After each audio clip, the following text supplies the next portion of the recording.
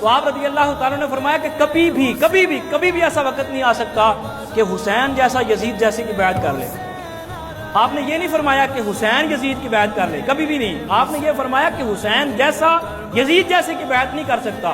اور ایک بندے نے بڑی پیاری بات کی، چند دن میں پہلے پڑھ رہا تھا، اس نے بڑی پیاری بات کی۔ اس نے کہا یزید کو، شمر کو، ان لوگوں کو صاحب کو گالی دینا بڑا آسان ہے، کیونکہ وہ مر کھپ گئے، ہمیں کچھ کہہ نہیں سکتے، ہمارا نقصان وہ کر نہیں سکتے، مر گئے، اب ان کا نام و نشان مٹ چکا، ان کو گالی دینا بڑا آسان ہے۔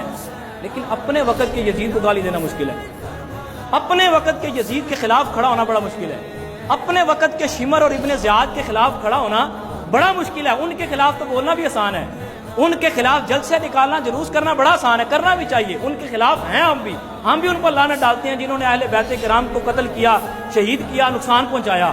لیکن بات یہ ہے کہ بھائی جو وقت کا یزید ہے اس کے سامنے کس نے کھڑا ہونا؟ شان و شوکت بچانے، دین کی شان و شوکت بچانے۔